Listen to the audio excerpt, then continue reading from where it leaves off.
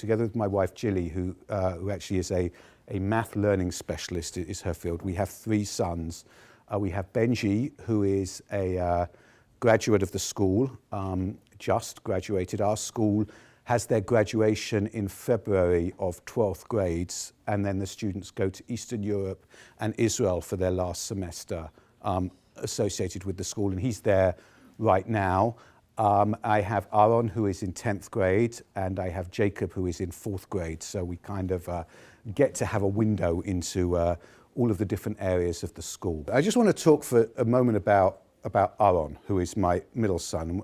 You can probably gather from the ages that we've managed to get 2 B'nai Mitzvah out the way, which is a big achievement, and we are working towards our 3rd. And I have this very vivid picture when I went up into Aaron's room about, I don't know, 2 months before his bar mitzvah.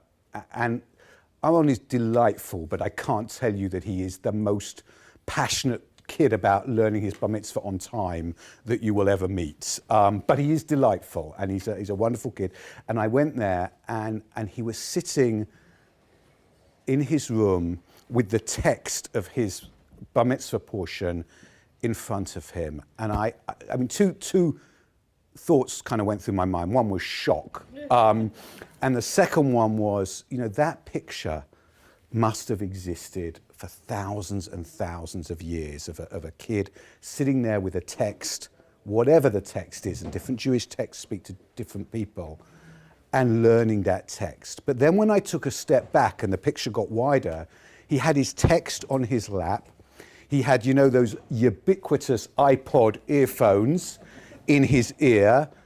He was texting on his phone, IMing on his computer, and he alleged that he was doing homework as well, although there was no evidence of that I could fathom. And I thought, well, there it is, you know, he's got the text, he's got the history, he's got the tradition, he's got the background.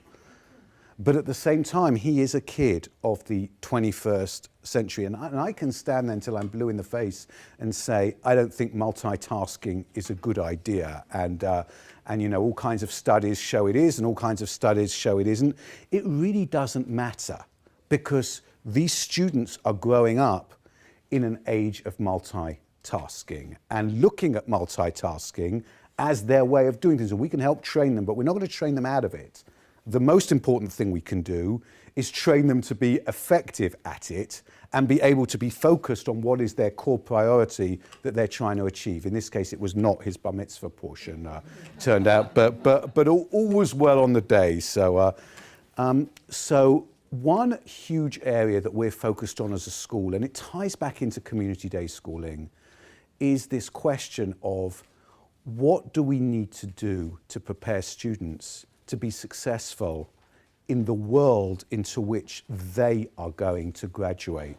Not the world that we graduated into, but the world into which they are going to graduate. And there's a Secretary of State for Education in the United States who put it pretty succinctly. He said that students who are currently in elementary school, 80% of them, when they graduate college, will go into jobs that do not yet exist. They will use technology that hasn't been invented, and they'll need to solve problems that we don't even know are problems yet. And our job as schools is to make them successful in that kind of environment.